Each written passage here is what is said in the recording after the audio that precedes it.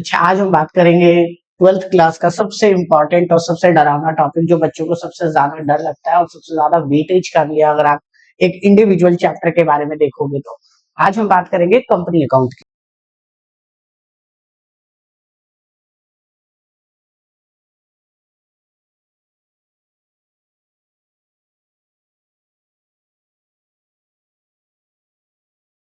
अच्छा, आज हम बात करेंगे 12th क्लास का सबसे इम्पोर्टेंट और सबसे डरावना टॉपिक जो बच्चों को सबसे ज्यादा डर लगता है और सबसे ज्यादा वेटेज का भी है अगर आप एक इंडिविजुअल चैप्टर के बारे में देखोगे तो।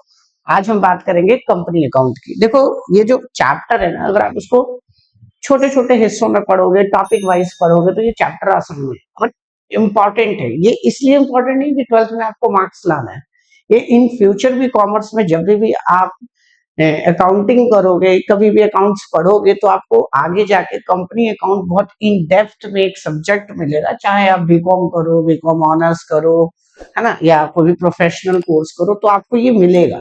तो ये चैप्टर या ये आप कह लो टॉपिक इतना इंपॉर्टेंट है कॉमर्स के स्टूडेंट्स के लिए कि आपको सिर्फ ये अकाउंट्स में नहीं, बहुत सारी इसमें ऐसी इंफॉर्मेशन है जो बाकी सब्जेक्ट्स में भी आपकी मदद करेगा, जैसे बिजनेस स्टडीज में या कंपनी लॉ में। तो इसे आप बहुत आराम से, और मैं एक एक टॉपिक इसमें कवर करूंगा, एक एक जर्नल एंट्री करूंगा, प्रीवियस ईयर के क्वेश्चंस करवाऊंगा आपको, टीएस ग्रेवाल के कुछ इंपॉर्टेंट क्वेश्चंस करवाऊंगा। और अगर आपको कुछ पूछना हो तो आप, अगर आप मुझे क्वेश्चंस को भेजोगे हमारे व्हाट्सएप नंबर पे, तो वहां पर भी मैं वो क्वेश्चंस की वीडियो बना के आपको कराऊंगा। तो ये याद रखना कि ये आपको बहुत आराम से, और ये नहीं कि 2x और 3x में ये वीडियो देखने वाली है, ये टॉपिक आपको आराम से पढ़ने वाला टॉपिक है।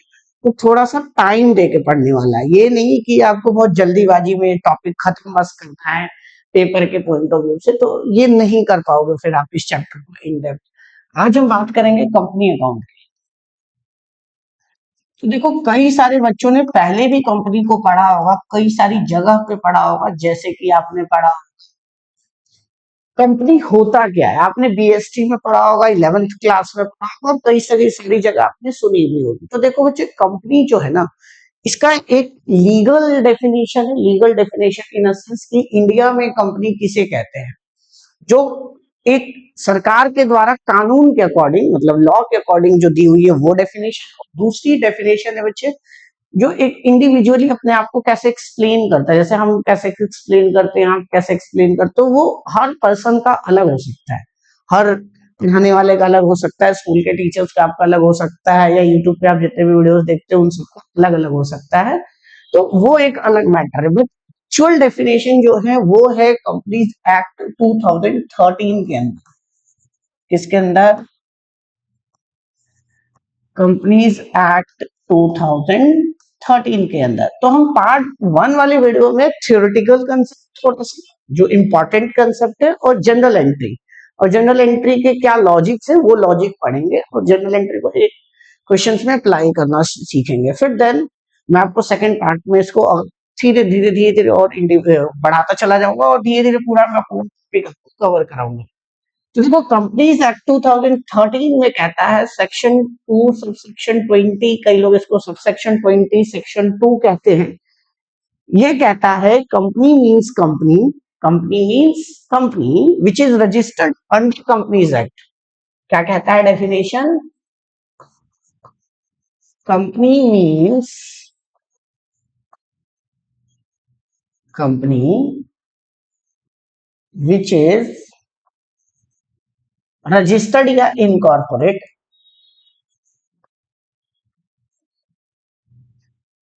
अंडर कंपनीज एक्ट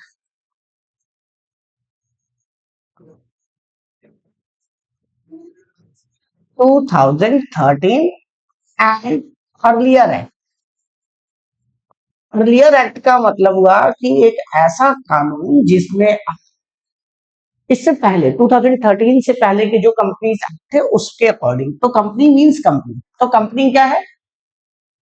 जो कंपनी है। लॉ ये कहता है, लॉ कभी भी सीधी भाषा नहीं बोलता, तो लॉ में ये कहना चाहता है कि कंपनी कंपनी है। कंपनी क्या है?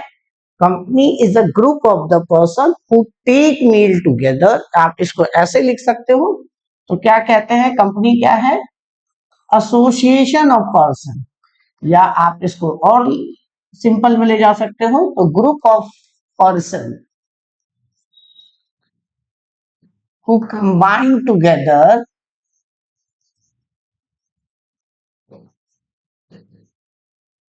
to do business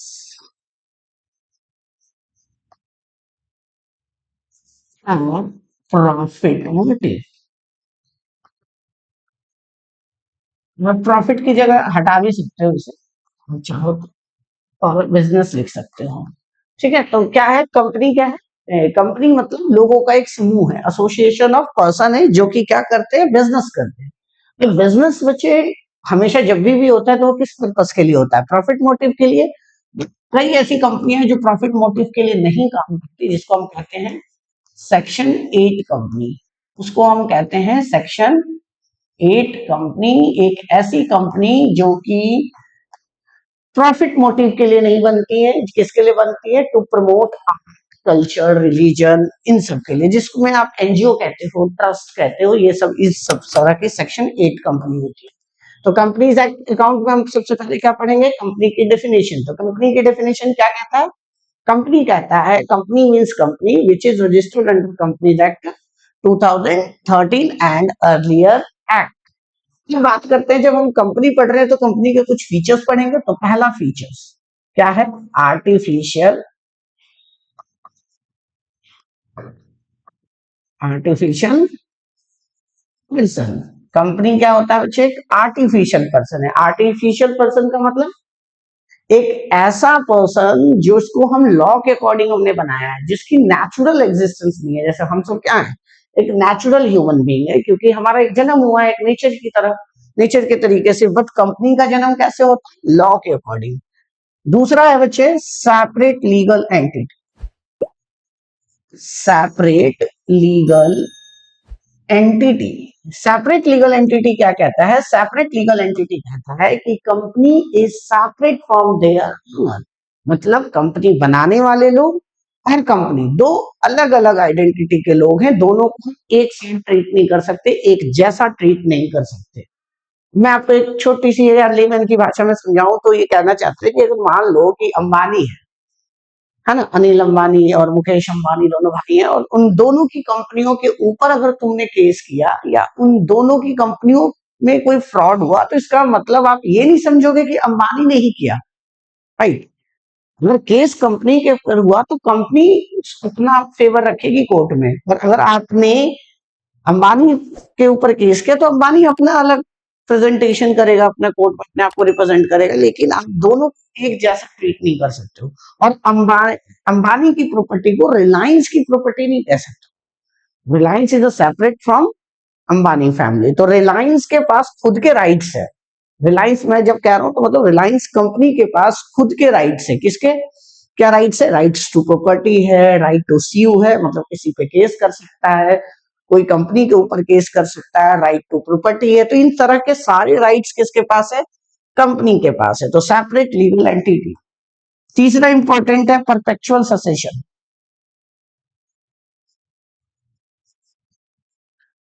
क्योंकि आप इसको बीएसटी में हमारे इसमें जाकर आप पढ़ सकते हो, बीएसटी सब्जेक्ट्स के जो वीडियोस होंगे उसमें आपको इसको इन डेप्थ पढ़ाया जाएगा। तो परपेचुअल ससेशन का मतलब हुआ कि कंपनी हमेशा चलता रहता है, कंपनी की कभी एंड नहीं होती, मेंबर्स आते रहते हैं, मेंबर्स जाते रहते हैं, कंपनी कभी खत्म नहीं होता। तो ये कुछ इसके फीचर्स हैं। फिर मैं आपको यहाँ पे बताने वाला हूँ कुछ बात, तो ध्यान रखना कि हमारा जो चैप्टर है ना, उस चैप्टर का नाम है शेयर कैपिटल।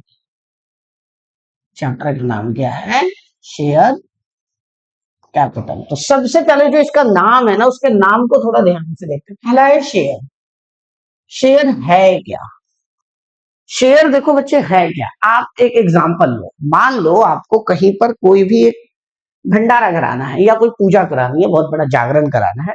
और जब जागरण कोई करवाना है और आपको उस पर एस्टिमेट है कि आपका 10 लाख रुपए का खर्चा आएगा, तो आप क्या करते हो, छोटे छोटे हिस्सों में पर्ची काटी जाती है। गांव घर घर पे घूमकर क्या किया जाता है, उसके लिए पर्ची काटी जाती है, और पर्ची काट के उसके लिए पैसे इकट्ठा किया जाता है, और फिर उस पैसे को इकट्ठा करके क्या किया जाता है, पूरा का पूरा इवेंट अरेंज किया जाता है। वैसे ही जब कंपनी को पैसा चाहिए, पैसा किस लिए चाहिए भैया, इन्वेस्टमेंट पर्पस के लिए चाहिए, उसको ग्रोथ करना है, उसको नया मैन्युफैक्चरिंग यूनिट लगाना है, तो उसके लिए क्या करना है, उसे पैसा चाहिए।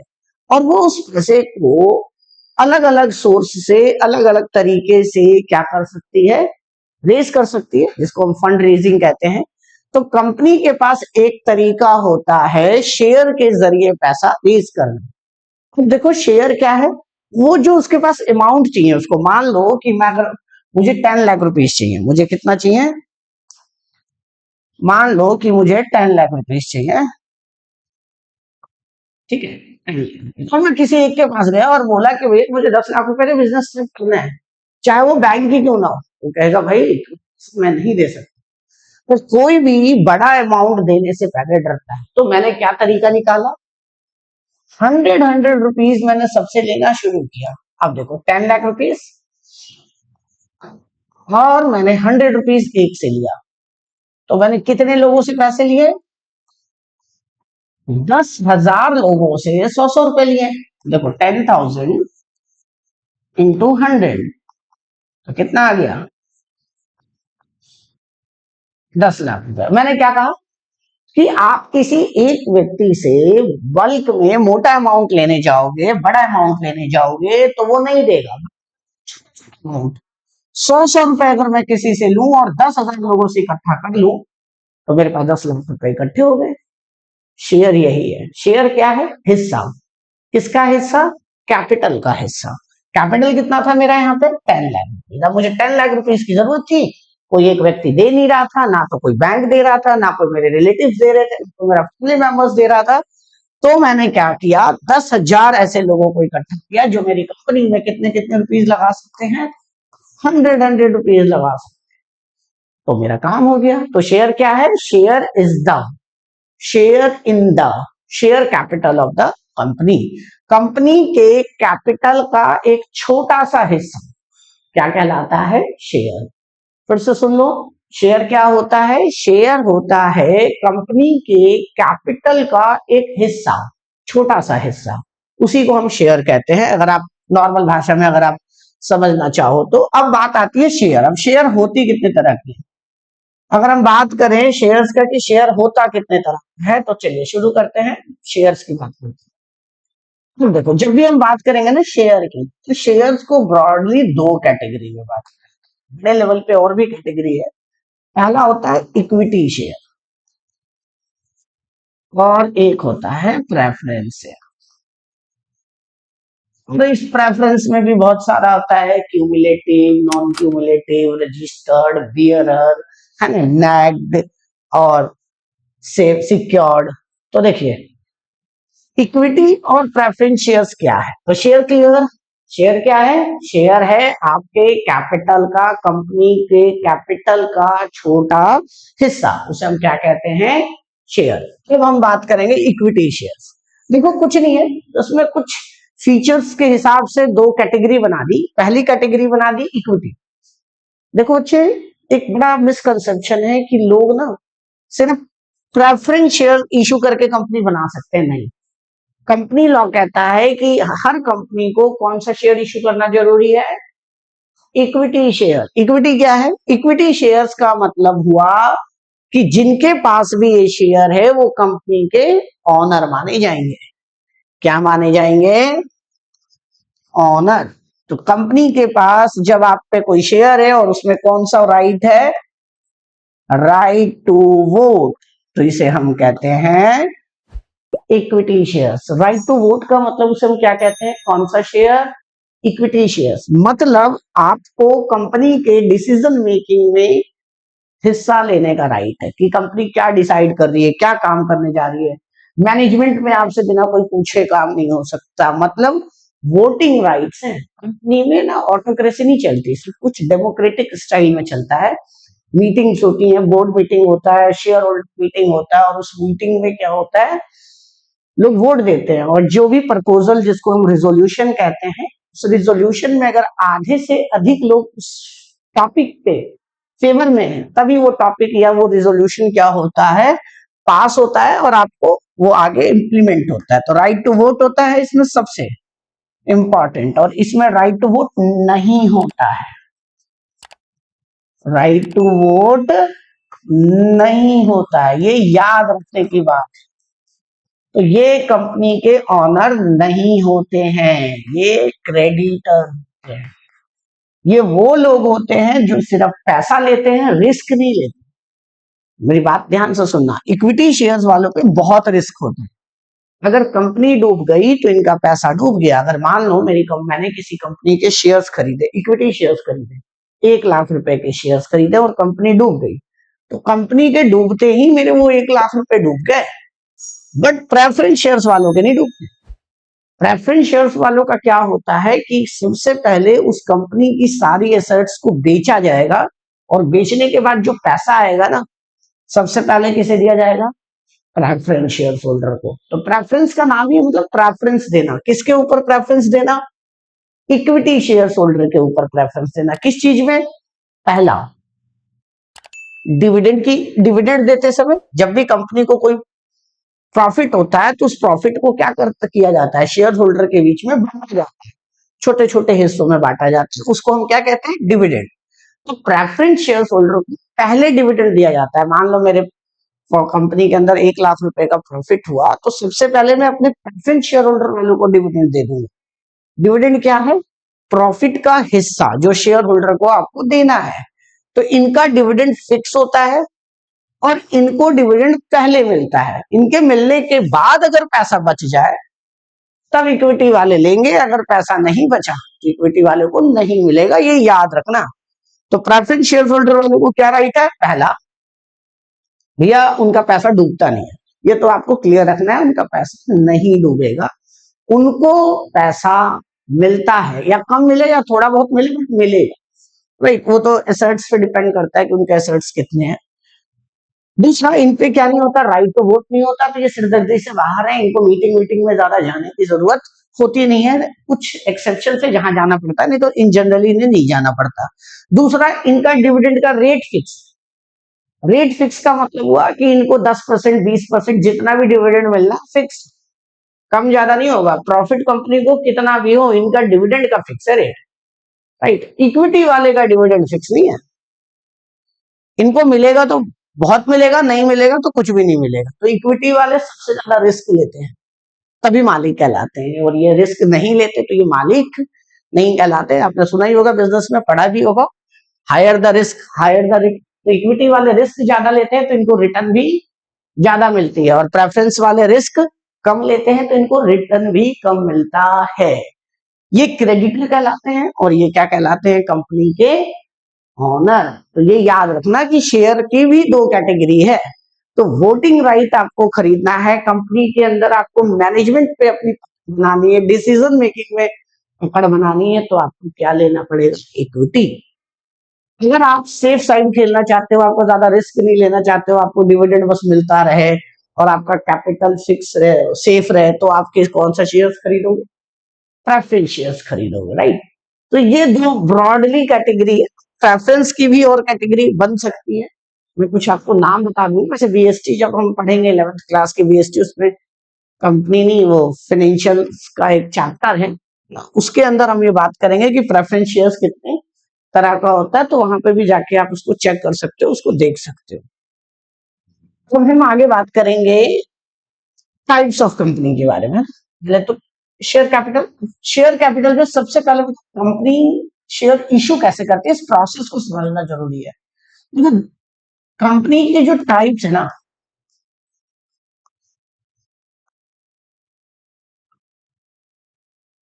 वो ब्रॉडली दो कैटेगरी है, वैसे तो बहुत सारी है। पहली कंपनी कौन सी है? प्राइवेट कंपनी, ठीक है।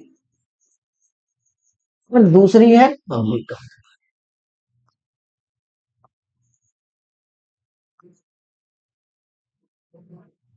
पब्लिक कंपनी के अंदर दो तरह की कंपनी होगी, लिस्टेड और अनलिस्टेड।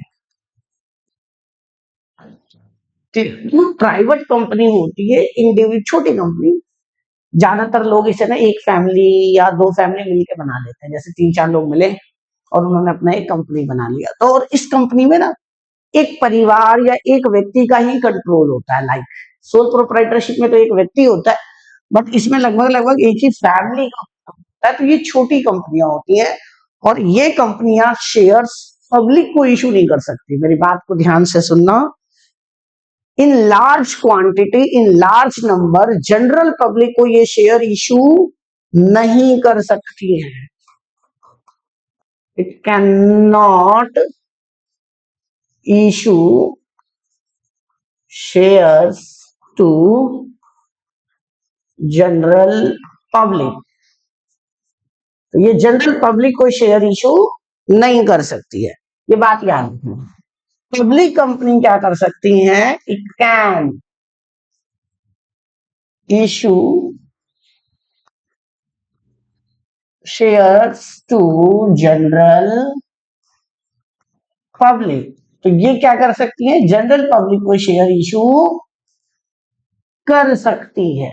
अब याद रखो, अगर आप लिस्टेड कंपनी, लिस्टेड या स्टॉक मार्केट में रजिस्टर्ड, तो कोई भी खरीद सकता है। मैं आप कोई भी किसी भी कंपनी का शेयर खरीद सकता है। जैसे कि मान लो आप यस बैंक का शेयर खरीद, मैं आप इंडिविजुअली कोई भी इंडिया में बैंक डीमेट अकाउंट बना के किस क्या कर सकता है? यस बैंक का शेयर खरीद सकता है, राइट। तो लिस्टेड कंपनी कौन सी होती है? जो कि जनरल पब्लिक के लिए वो ओपन होता है शेयर्स, कोई भी बहुत आसानी से स्टॉक मार्केट की मदद से, स्टॉक मार्केट की थ्रू शेयर्स खरीद लेता है। अनलिस्टेड में भी शेयर खरीदते हैं लोग, बट इंडिविजुअल लेमैन, आम आदमी के पहुंच से ये बाहर होते हैं। ये अनलिस्टेड कंपनियां वो कंपनी होती है जो अपना शेयर स्टॉक मार्केट की मदद से नहीं बेचती है। मेरी बात को ध्यान से सुनना है। जैसे हम कोई भी शेयर्स के प्राइस खरीदना बेचना करते हैं, वो सारा जो करते हैं वो किसके थ्रू करते हैं? स्टॉक मार्केट के थ्रू करते हैं। तो वो लिस्टेड कंपनी है। और अनलिस्टेड कंपनी कौन सी होंगी? जिनकी शेयर्स हम नॉर्मली नहीं खरीद सकते। उनके शेयर्स के लिए हमें क्या करना पड़ता है? कोई बड़े इंस्टीट्यूशंस खरीदते हैं, जिसको हम कहते हैं प्राइवेट प्लेसमेंट। प्राइवेट प्लेसमेंट क्या होता है? जब कंपनी अपना शेयर्स किसी बड़े प्लेयर्स, किसी बड़े बैंक, किसी बड़े इंडिविजुअल पर्सन या किसी बड़ी कंपनी को डायरेक्टली बेच देती है without involvement of stock market, that is called private placement. ये थियोरेटिकल पॉइंट ऑफ व्यू से भी इंपॉर्टेंट है, क्योंकि ये पेपर में कई बार पूछ लेता है। आपकी नॉलेज के लिए भी बहुत जरूरी है। फिर से सुन लो ध्यान से। बड़ी क्लासेस में हम अभी और आगे मैं वीडियोस बनाना शुरू करूंगा, और सारे ग्रेजुएशन की भी आपको मिलेंगे वीडियोस हमारे चैनल पे। तो प्राइवेट प्लेसमेंट क्या होता है? प्राइवेट प्लेसमेंट का एक प्रोसेस होता है, प्रॉपर पूरा एक तरीका है, जो कंपनीज एक्ट 2013 में लिखा हुआ है।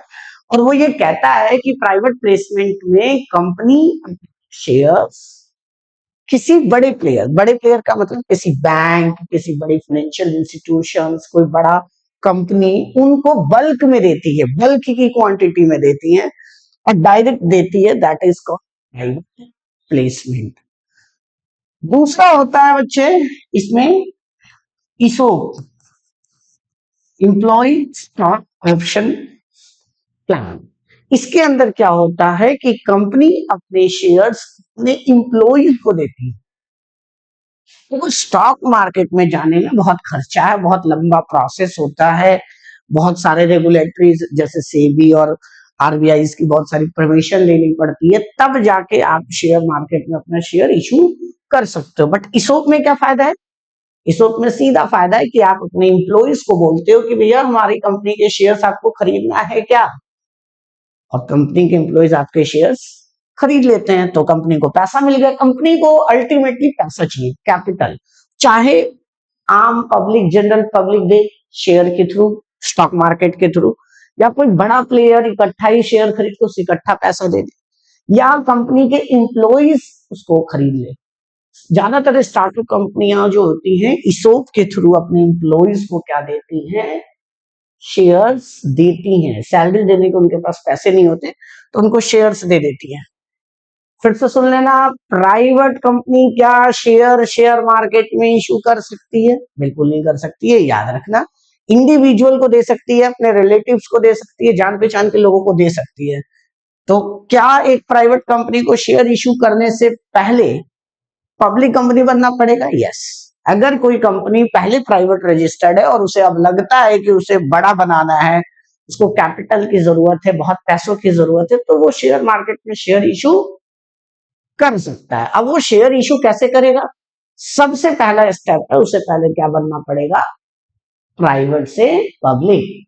तो पहले इसको कन्वर्ट होना पड़ेगा पब्लिक में, और कन्वर्जन के बाद ये क्या करेगा? अपना शेयर इशू करने का प्रोसेस शुरू करेगा। क्लियर? तो listed company which is registered under the stock market और सेबी, और अनलिस्टेड जो कि रजिस्टर्ड नहीं है।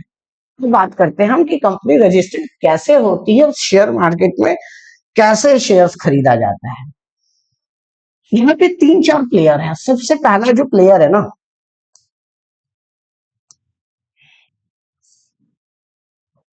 ध्यान देना कौन कौन से प्लेयर है यहाँ पे। सबसे पहला जो प्लेयर है वो है कंपनी। कौन है? कंपनी। फिर है यहाँ पे आपका SEBI.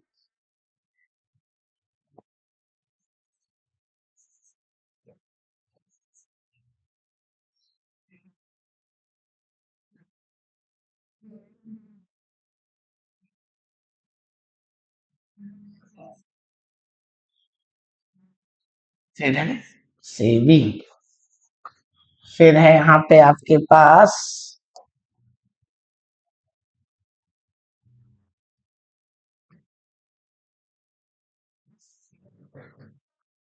Stock market.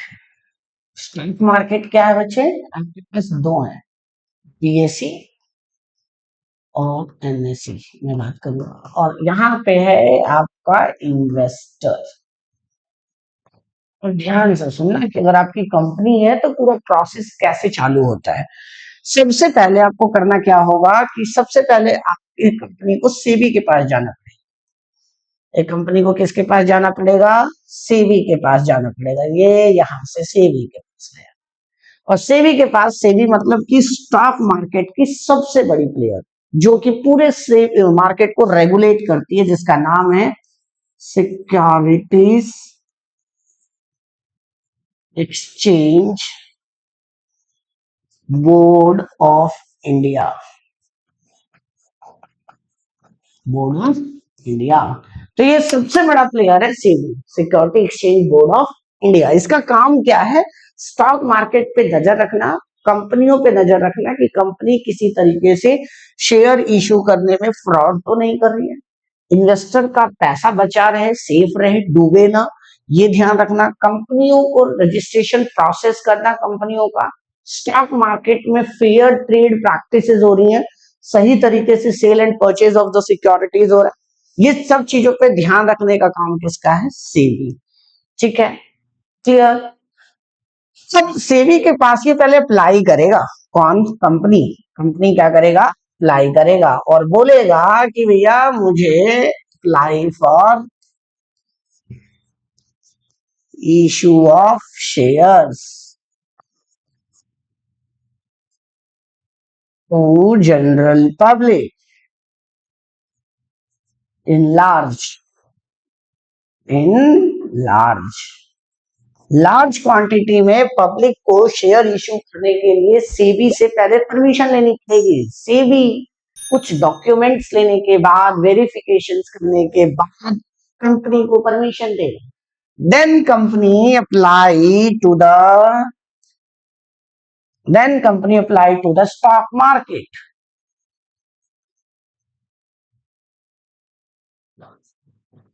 Apply to stock market to issue the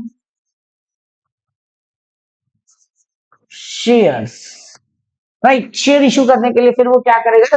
market में अप्लाई करेगा, है ना। और जो सेबी ने इसको लाइसेंस दिया, यानी कि जो परमिशन दी, वो लेटर के स्टॉक मार्केट इसको चेक करेगा कि भैया सब कुछ ठीक है, कंपनी के अंदर बढ़िया, सब कुछ बढ़िया चल रहा है। कंपनी में जो इंडिया में दो सबसे बड़े, वैसे तो बहुत सारे हैं, है ना, हर स्टेट्स के लेवल पर एक है। पहला है बॉम्बे स्टॉक एक्सचेंज,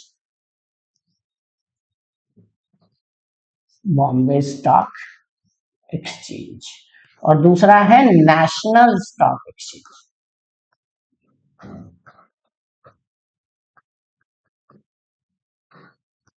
है ना? बॉम्बे स्टॉक एक्सचेंज और नेशनल स्टॉक एक्सचेंज। तो इन दोनों स्टॉक एक्सचेंज में से किसी एक पे भी रजिस्टर्ड हो सकता है कंपनी, चाहे तो दोनों में हो सकती है। इन जनरली कंपनी जो होती है दोनों में से किसी एक पे रजिस्टर्ड होती है या दोनों पे होती है, वैसे दोनों में होती है इन जनरल। स्टॉक मार्केट ने मान लो कंपनी को परमिशन दे दी, तो स्टॉक क्या है, एक बकेट है स्टॉक के पास जिसमें डिफरेंट डिफरेंट कंपनियों के शेयर्स है। इन्वेस्टर्स आएगा, इसमें से देखेगा और पिक करेगा जो भी उसे लगता है कि ये शेयर्स खरीदना चाहिए। तो इन्वेस्टर का बस इतना काम है कि वो पिक करने का काम है ना, with the help of brokers, with the help of brokers और सब ब्रोकर्स, वो इतने इन डेप्थ में नहीं जाना।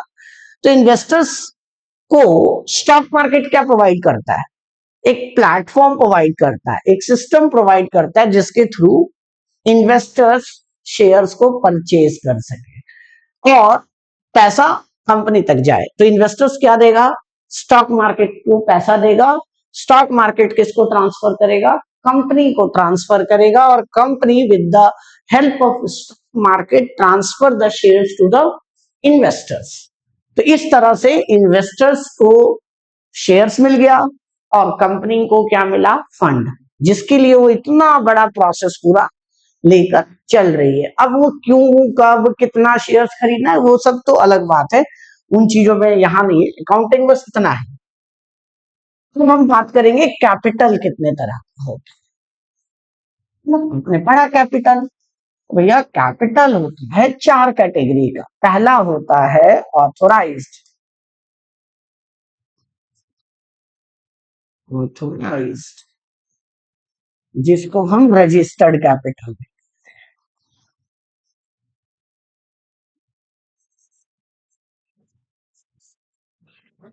दूसरा होता है,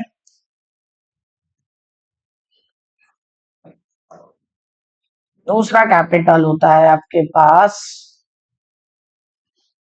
इशूड।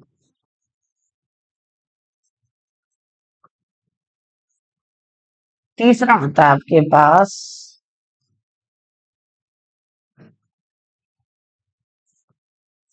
सब्सक्राइब। चौथा होता है आपके पास कॉल्ड।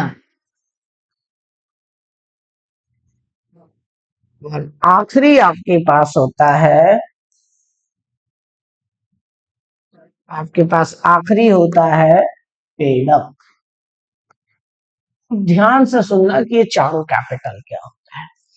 पहला बोला ऑथोराइज्ड, तो हर कंपनी के पास एक शेयर इश्यू करने की मैक्सिमम लिमिट होती है, मतलब वो कंपनी उस लिमिट से ज्यादा शेयर इशू नहीं कर सकती है। तो ये कैसे पता लगेगा कि भैया हर कंपनी का क्या राइट।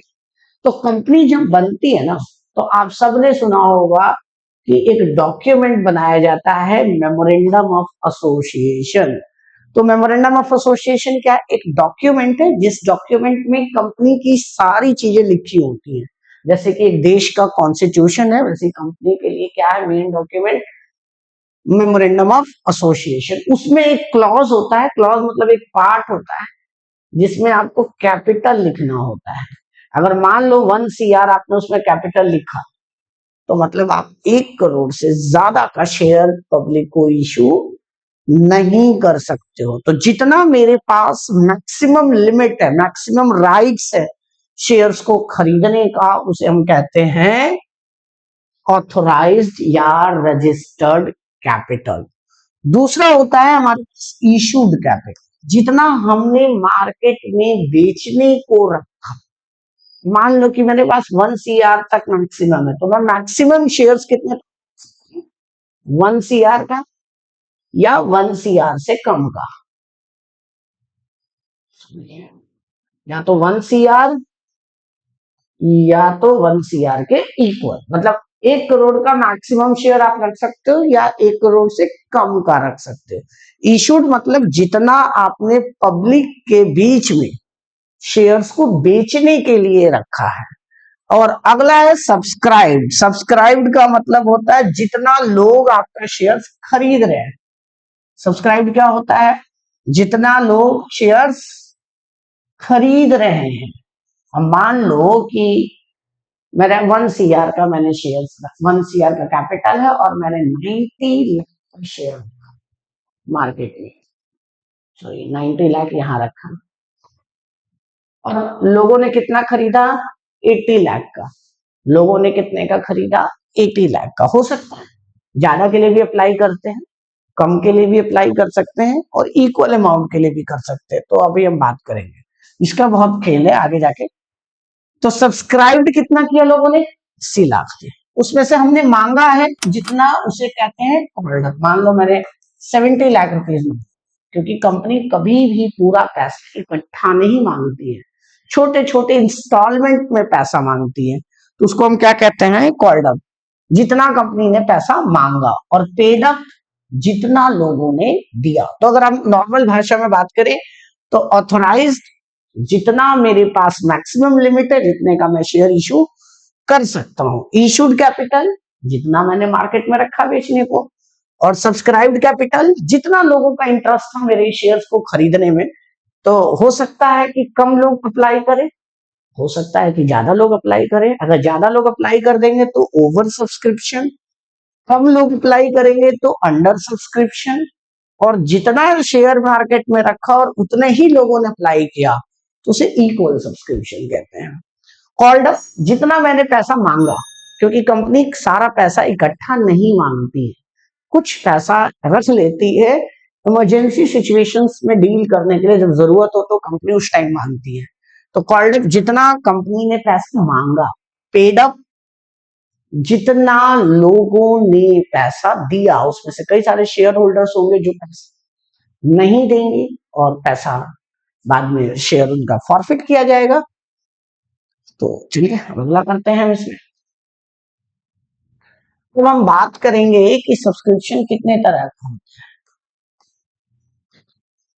तो वही सब्सक्रिप्शन होता है 3 तरह। एक इक्वल सब्सक्रिप्शन,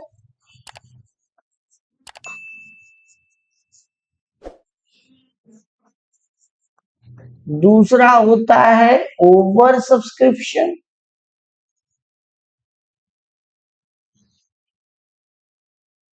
और तीसरा होता है अंडर सब्सक्रिप्शन।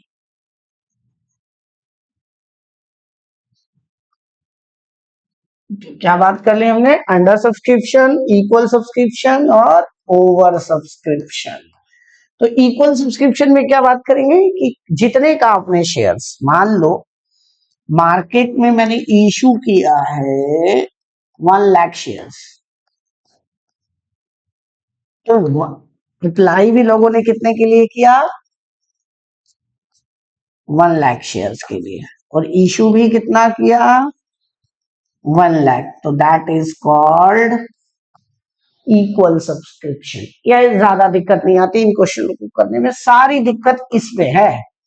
तो ये ध्यान रखना है आपको। इसमें क्या होता है? अप्लाई किया लोगों ने 1,20,000 का, 1.2 लाख का। इशू कितना हुआ? इशू हुआ 1 लाख, लोगों ने अप्लाई कितना किया? 1.2 लाख। तो ध्यान रखना है। और अंडर सब्सक्रिप्शन में क्या होगा? अप्लाई लोगों ने किया मान लो 0.8 लाख, मतलब 80,000। इशू कितना हुआ? 1 लाख का, और लोगों ने अप्लाई किया 80 लाख का, 80,000 का, सॉरी। तो जब जितना हमने मार्केट में रखा उससे कम लोग अगर अप्लाई करें तो अंडर सब्सक्रिप्शन। इसके भी क्वेश्चंस के आने के चांसेस ना के बराबर है पेपर के पॉइंट ऑफ व्यू से। सीबीएसई में नहीं आता और अदर स्टेट्स की बोर्ड में आता है, तो मैं अब सीबीएसई के पॉइंट ऑफ व्यू से इन जनरली मैं बोल रहा हूँ। तो ओवर सब्सक्रिप्शन क्या है? ओवर सब्सक्रिप्शन में ही प्रो राटा होगा, जो अभी आगे पढ़ोगे आप। ओवर सब्सक्रिप्शन में जितने लोग अप्लाई करते हैं वो हमेशा ज्यादा होते हैं, जितने लोगों ने शेयर इशू किया है उनसे ज्यादा होते हैं। और इक्वल सब्सक्रिप्शन में जितना है उतना। अब हम आगे बात करेंगे कि कितने टाइप्स का इशू ऑफ शेयर होता है। तो देखो बच्चे, दो तरह से हम शेयर को इशू करते हैं। पहला होता है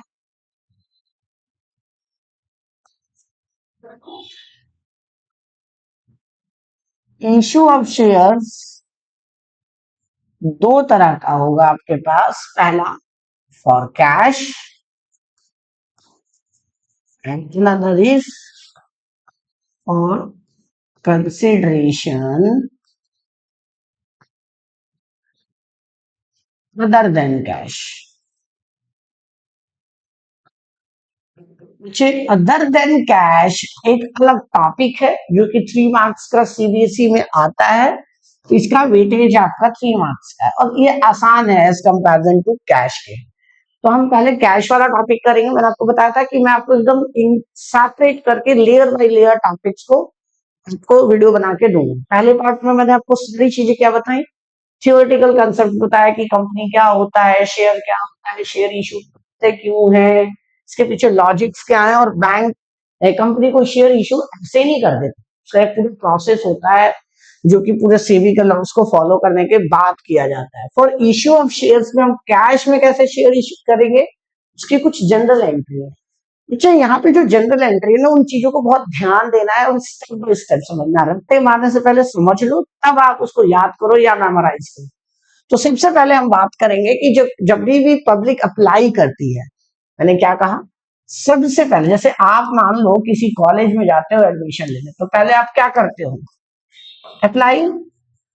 और उसके लिए क्या खरीदते हो, एप्लीकेशन फीस, मतलब एप्लीकेशन फीस भरते हो, एप्लीकेशन फीस देते हो।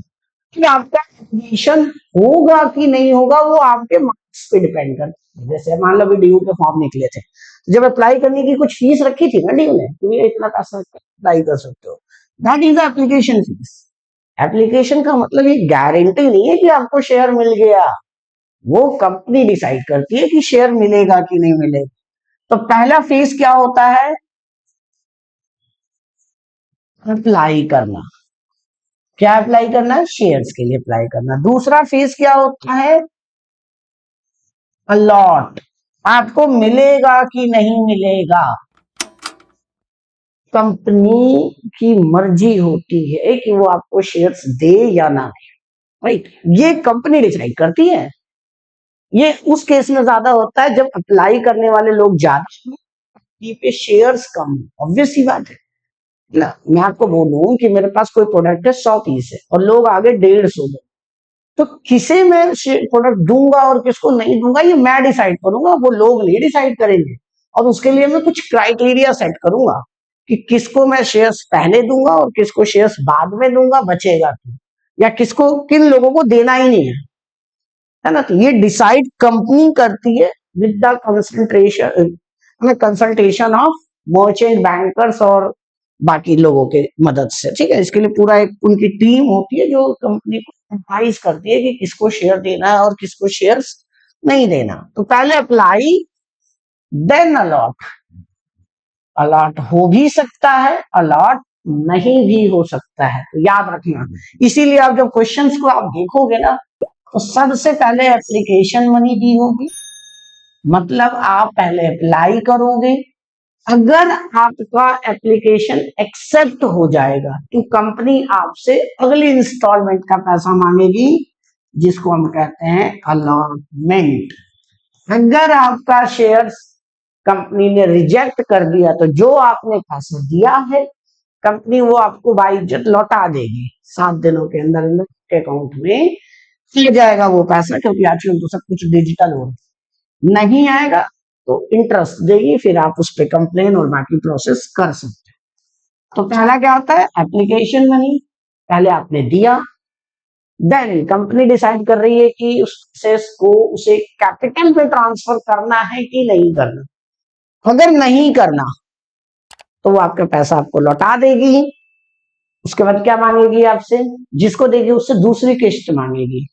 तो पहले में पैसा आया, फिर दूसरे में अब हमने मांगा, फिर अलॉटमेंट का पैसा आएगा, ये होगा मांगना।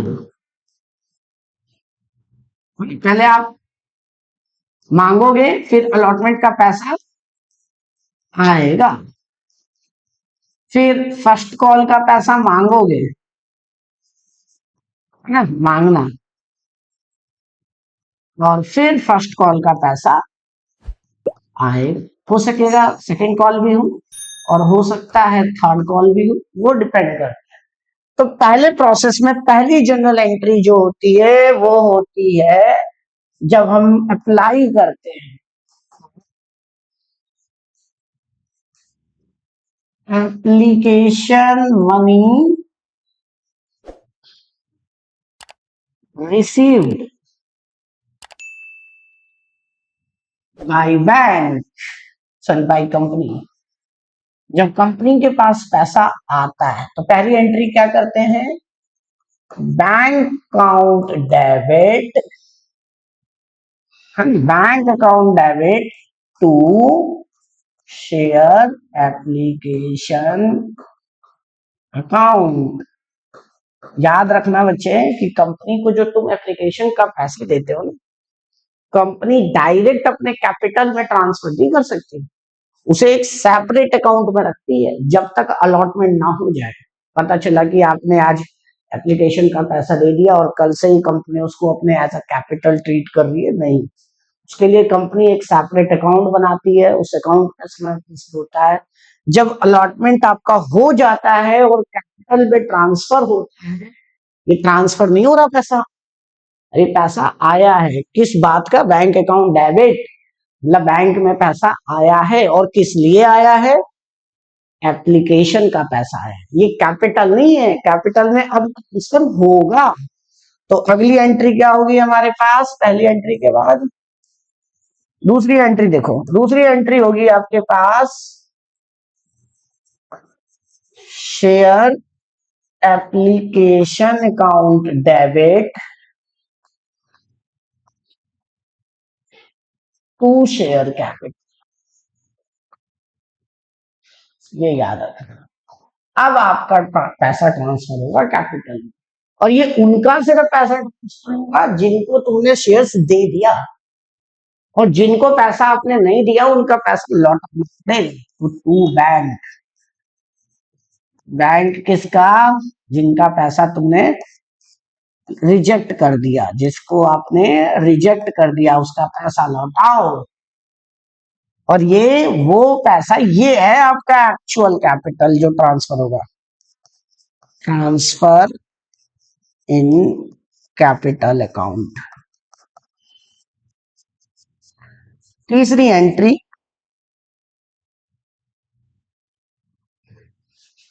तीसरी एंट्री क्या होगी, ध्यान देना, तीसरी एंट्री होगी हमारे पास,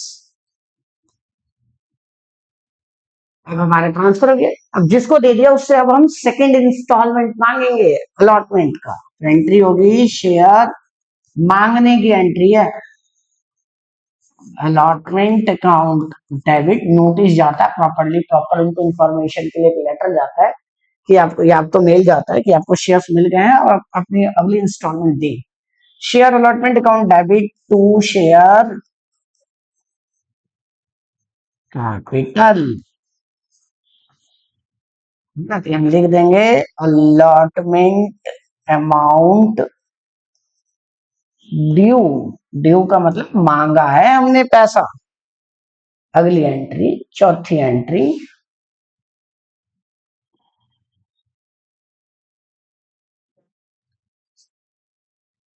चौथी एंट्री होगी, अब जो अलॉटमेंट का पैसा हमने मांगा उससे आ रहा है, तो पैसा जब आएगा तो बैंक अकाउंट डेबिट, सीधी बात, टू शेयर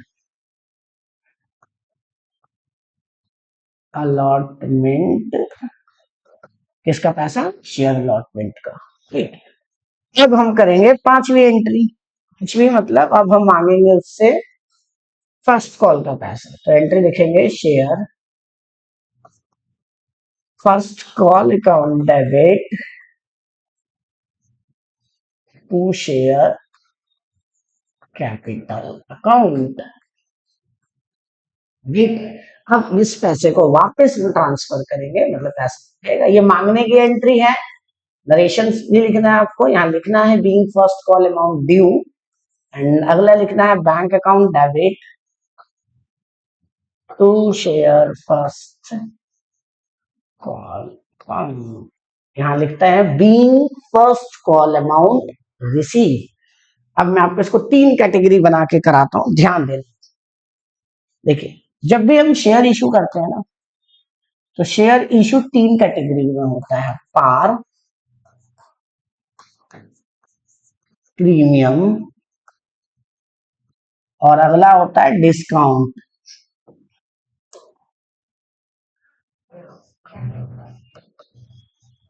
राइट, डिस्काउंट अब सिलेबस से आपका कट गया है, कंपनी लॉ में ही डिस्काउंट को खत्म कर दिया गया है। तो अब हम बात करेंगे सिर्फ पार और प्रीमियम पे। तो देखो, प्रीमियम का मतलब क्या होता है। देखो, कंपनी ने मान लो डिसाइड किया है कि ये कंपनी को शेयर को 10 रुपए में बेचना है, मतलब फेस वैल्यू कितनी है उसकी, 10 रुपीज।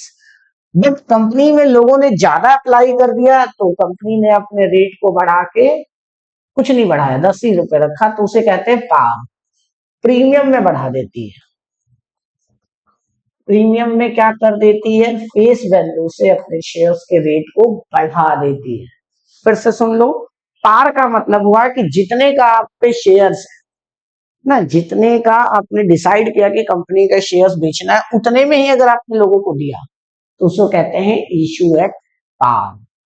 प्रीमियम का मतलब होता है कि मान लो कि तुमने डिसाइड किया कि कंपनी का शेयर 10 रुपए का बेचोगे, लेकिन लोगों ने ज्यादा अप्लाई कर दिया और आपने अपना रेट बढ़ा के 12 रुपए कर दिया, तो that is called issue value. मतलब प्रीमियम पे बढ़ गया अमाउंट, तो प्रीमियम कितने का हो गया, 2 रुपए का। डिस्काउंट में क्या होता था पहले कि फेस वैल्यू मान लो 10 का था, और आपने इशू किया कम में, 8 रुपए में, तो दैट इज डिस्काउंट। यहाँ डिस्काउंट कितने का हुआ, 2 रुपए। अब मैं आपको जनरल एंट्री करा रहा हूं उसकी, दोनों की, पार की और प्रीमियम की। ध्यान से सुनना, पार की और प्रीमियम की। तो पहली एंट्री होगी bank account debit to share application account, और लिखेंगे being application money received. Right, दूसरी तरफ हम लिखेंगे bank account debit to share application account, और नरेशन में वही same, being application money received. Right, पहले कोई उसमें कोई दिक्कत नहीं है, दूसरे में भी कोई दिक्कत नहीं है। दूसरी जनरल एंट्री देखो, एप्लीकेशन मनी आ गया, पहले लोग अप्लाई करते हैं एप्लीकेशन फीस के साथ। अब हम इस एप्लीकेशन के पैसे को ट्रांसफर करेंगे, share application account debit to share capital. अब बीइंग एप्लीकेशन मनी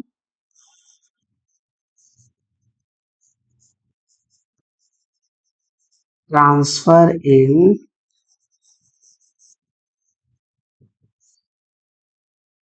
कैपिटल। और यहां लिखेंगे हम दूसरी entry, share application account debit to share capital. Same, being application money transfer in capital. हमारे चैनल के साथ आप जुड़े रहो, आप एक एक टॉपिक्स और इसमें प्रीवियस ईयर के क्वेश्चंस में आपको सब करा के सीख दूंगा, कोई दिक्कत नहीं आएगी आपको, बहुत अच्छे से आपको ये क्लियर हो जाएंगी चीजें। ठीक है, तो देखते रहना, आप करते रहना इसको।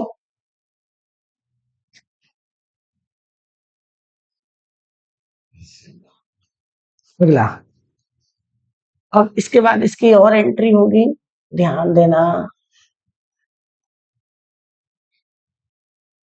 तीसरी एंट्री, अब हम मांगेंगे इससे अलॉटमेंट का पैसा।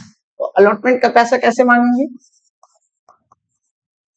Share allotment account debit to share capital. Narration लिखेंगे, being allotment money due. Due का मतलब मांगा है, मिला नहीं है। अगली एंट्री हम करेंगे इसमें तीसरी, share allotment account debit to share capital to share securities premium to securities premium account.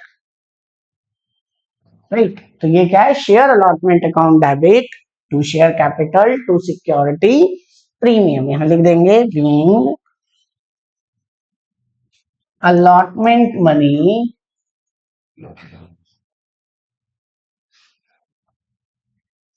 Due, मिला नहीं है अभी। अब हम इसको और करेंगे, देन अब हमारे पास पैसा आएगा। चौथे में हम बात करेंगे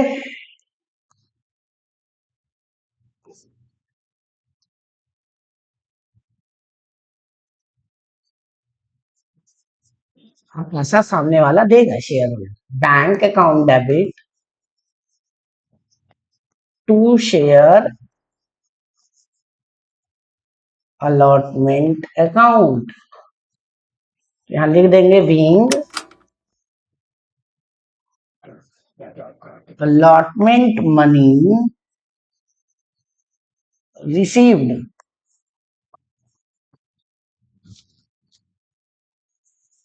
राइट, यहां तक।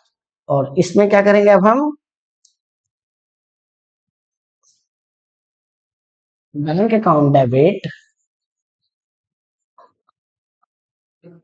To share allotment account. याद रखना, इसमें प्रीमियम का अमाउंट ऐड होके आएगा। बीइंग अलॉटमेंट मनी रिसीव्ड, क्या आएगा? प्रीमियम का अमाउंट ऐड होकर आएगा।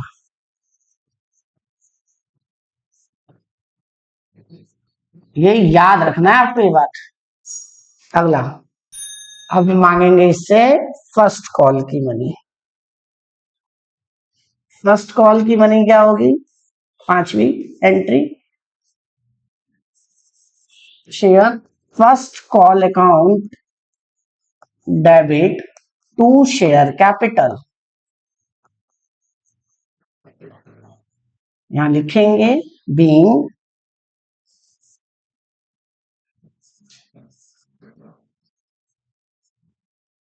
allotment money due, sorry allotment कर रहा हूं, first call money due being first call money due. मतलब अब हम फर्स्ट कॉल मांग रहे हैं उससे। अब हम इसमें भी सेम एंट्री चलेगी। एंट्री में बस एक ही एंट्री में फर्क है, थर्ड वाली एंट्री में, बाकी किसी एंट्री में कोई फर्क नहीं है, ये याद रखना है। अब हम यहां लिखेंगे share first call account debit to share capital being first call money due। अब हम करेंगे इसकी लास्ट एंट्री, और लास्ट एंट्री के बाद ये हमारा फर्स्ट वीडियो खत्म हो जाएगा जिसकी बात कर रहे थे सिंपल जनरल एंट्री और बेसिक कंसेप्ट्स की। उसके बाद मैं आपको प्रीवियस ईयर के क्वेश्चंस के साथ मैच करके टॉपिक वाइज टॉपिक जो भी 10 सालों में पेपर्स में क्वेश्चंस हैं टॉपिक फिर मैं आपको कराता जाऊंगा। फिर अगला है हमारे पास पैसा आएगा, bank account debit to share first call account. तो लिखेंगे हम being first call money received. अगर सेकंड होगा तो सेम सेकंड के लिए भी रिपीट हो जाएगा, बस फर्स्ट की जगह सेकंड लिख देंगे।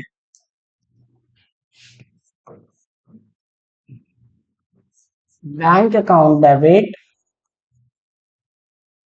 To share first call account being first call money